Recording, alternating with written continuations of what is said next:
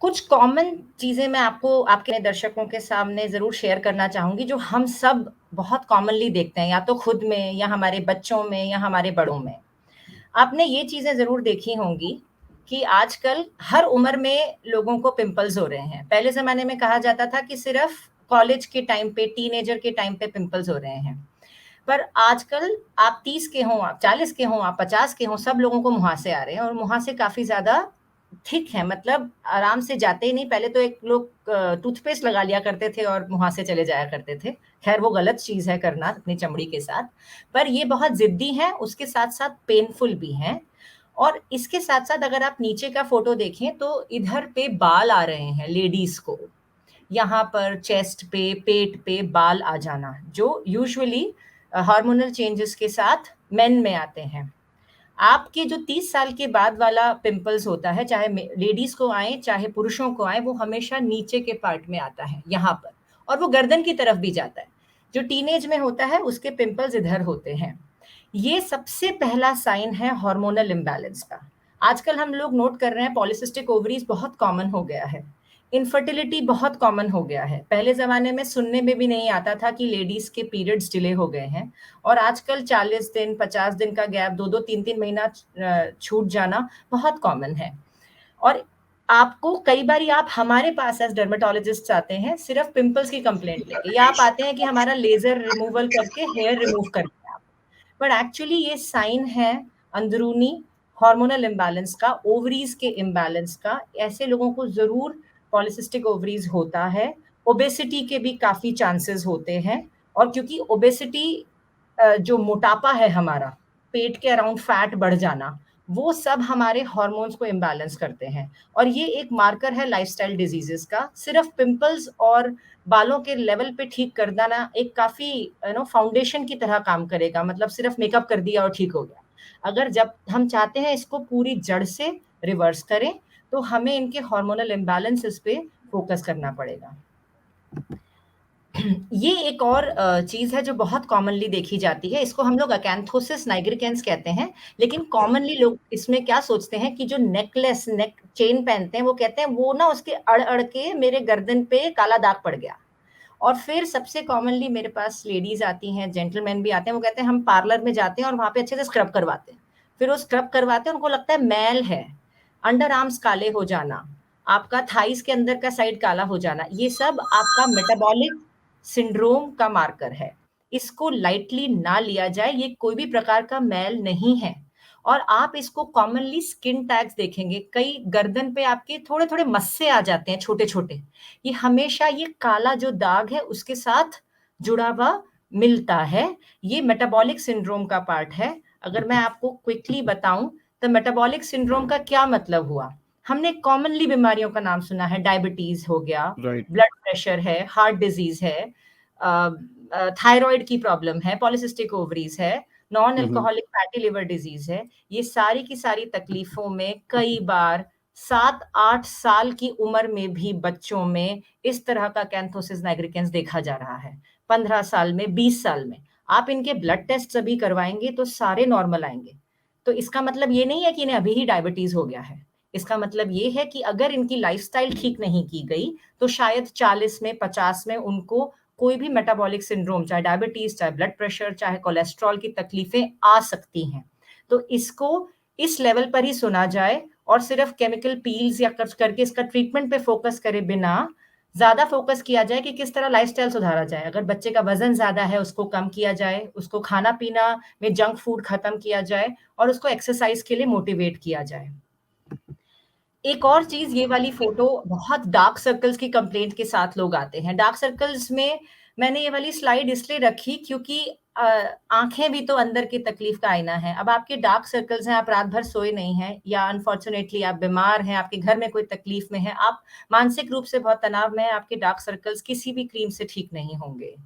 अगर आप इनका चेहरा देखें तो आपकी आँखें थोड़ी सूजी हुई और काली हैं, ये एक्चुअली थायरॉइड का मार्कर भी हो सकता है। तो सिर्फ डार्क सर्कल्स की क्रीम्स लगा के नहीं ठीक होगा, थायरॉइड का चेकअप करके उसको भी ठीक करने से मदद मिलेगी। ये एक बहुत कॉमन होता है कोलेस्ट्रॉल स्पॉट्स कहते हैं हम इसको, येलो कलर के स्पॉट्स आपकी आँखों के आस-पास आ जाते हैं। जिसको हम लोग कुछ केमिकल पील्स के थ्रू कम कर सकते हैं, लेकिन ये कोलेस्ट्रॉल का मार्कर होता है और इसमें कोलेस्ट्रॉल चेक करवाना और उसके साथ-साथ अपना डाइट और एक्सरसाइज करके अपना लाइफ़स्टाइल को ठीक करना एक जड़ से इसको खत्म करने का तरीका होगा। सोरियासिस बहुत कॉमन है और सर्दियों में बढ़ जाता है। अभी इस सोरियासिस जो लोग परेशान हैं, वो अब जाके थोड़ा-सा ठीक हो जाएँगे, लेकिन बारिशों में बॉम्बे में क्या होता है 2 बार, बारिशों के वक़्त और सर्दियों में, दोनों टाइम में आपका मौसम बहुत ठंडा हो जाता है, जिस वजह से सोरियासिस की तकलीफ आती है। आजकल मैंने ये हाथ की फ़ोटो इसलिए रखी है, क्योंकि आजकल हाथों का सोरियासिस और पैरों का सोरियासिस बहुत देखने में आ रहा है। हो सकता है कि पिछले 2 साल में जो हैंड वॉश और हैंड सैनिटाइज़र का यूज़ बहुत ज़्यादा बढ़ गया, उस चक्कर में सबसे पहला सोरियासिस का मार्कर हमें हाथ में दिखना शुरू हो रहा है। हम इसमें सबसे पहले पेशेंट का कोलेस्ट्रॉल चेक कराते हैं और वो यूजुअली हाई निकलता है। कितने सारे लोग हैं जिनको सिर्फ ड्राई स्किन की प्रॉब्लम थी, पर पिछले कुछ सालों में क्योंकि वो बैठ के काम कर रहे हैं, ज़्यादा मूवमेंट खत्म हो गया है, उनका वज़न 20-20, 30-30 किलो बढ़ गया और उनका सडनली सोरियासिस सामने आ गया। सोरियासिस भी इसी प्रकार के सारे लाइफ़स्टाइल डिज़ीज़ेज़ का मार्कर है। अर्टिकेरिया अर्टिकेरिया को बहुत इंटेलिजेंटली हमारे भारत में हिंदी में वर्नाकुलर लैंग्वेज में पित्त बोला जाता है।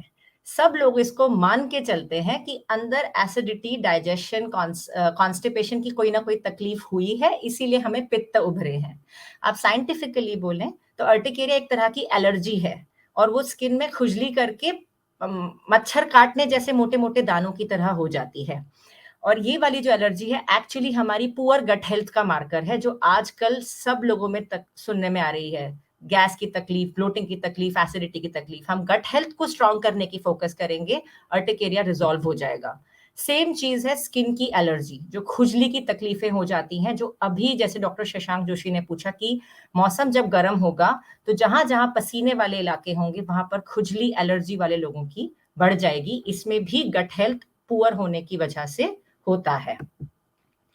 एलोपेशिया एरियाटा, बालों में गंजापन, ये एक ऐसी तकलीफ है जो ऑटो इम्यून होती है और यूजुअली दूसरे ऑटो इम्यून डिजीजेस साथ में कई बारी पेशेंट्स को होते हैं, जैसे थायराइड की तकलीफ, डायबिटीज की तकलीफ, इवन विटिलिगो की तकलीफ साथ में देखी जा सकती है एलर्जी की। तो सिर्फ इसी को ठीक करे के साथ-साथ टेस्ट करवाना अच्छा है। एक ये वाली बात मैं ज़रूर शेयर करना चाहूँगी। पिछले 2 साल में कोविड पैंडेमिक में बहुत सबसे ज़्यादा हम लोगों की डर्मेटोलॉजिस्ट की ओपीडी हेयर फॉल से हुई है। अब हेयर फॉल कोविड के बाद भी लोगों का बहुत बड़ा है, लेकिन जिनको कोविड नहीं था, उनको भी बहुत हेयर फॉल हुआ है। इंटरेस्टिंगली जो हमने देखा कि हेयर फॉल के साथ-साथ लेडीज़ का यहाँ बाल पीछे जाने लग गए थे। साइड के बाल पीछे जेंटलमैन के होते हैं, पुरुषों के पीछे जाते हैं। लेडीज़ के इसीलिए गए क्योंकि पिछले 2 साल में जो लोग घर में बैठ के जिनका सेडेंटरी हैबिट्स बढ़ गया था, ऑनलाइन स्कूलिंग बढ़ गई बच्चों की, आपका वर्क फ्रॉम होम काम बढ़ गया और इस सब के चक्कर में आपका बाहर जाना, 10,000 स्टेप्स करना सब रुक गया। उस वजह से हार्मोनल चेंजेस होने से आपके अंदर मेल का पैटर्न ऑफ हेयर होना शुरू हो गया, जो हमने इससे पहले किसी भी हेयर फॉल की कंप्लेंट में यहाँ का थिनिंग नहीं देखा था। लास्ट स्लाइड मैं आप सबके साथ शेयर करूँगी हर्पीज़ ज़ॉस्टर जिसको मराठी में नागिन भी कहा जाता है, इंग्लिश में शिंगल्स भी कहा जाता है। सबसे पहले वाला जब वेव आया था 2020 का अप्रैल, मई, जून के वक़्त और इसमें मेरी काफ़ी डर्मेटोलॉजिस्ट ऑल ओवर वर्ल्ड से भी बात हुई है। शिंगल्स और नागिन काफ़ी ज़्यादा बढ़ रहा था। और ये हम लोग यूजुअली इम्यूनिटी कम होती है तो आपका नागिन आता है। लेकिन हम 30 से 40 साल वाले लोगों में देख रहे थे, जिनको कोई और बीमारी नहीं है, जिनको कोविड भी नहीं हुआ है, इवन तब तक वैक्सीनेशन भी नहीं आई थी। और सबसे मैंने काफ़ी डिटेल्स में हम सब ने काफ़ी डिटेल्स में बात करी और सबका कारण निकला मानसिक तनाव। कुछ लोग थे जिनकी अनफॉर्च्यूनेटली जॉब चली गई थी, कुछ लोग थे जो अनफॉर्च्यूनेटली 1-1 2-2 बजे तक काम कर रहे थे क्योंकि पहले वो 9 से 6 काम करते थे, अब वो 1-1 बजे तक काम कर रहे थे और उन्होंने बस ब्रेक ही लेना बंद कर दिया। ये एक कारण था कि उनको आया था और वो लोग फिर बोलते थे okay now let me relax, क्या मैं अब 2 दिन की छुट्टी ले लूँ और अपनी चमड़ी की बात सुनूँ कि मुझे अपने लिए भी टाइम देना है। So in the end skin is the mirror of internal body and mind. अपनी इस चमड़ी की बात सुने और कि वो क्या कहना चाह रही है हमसे।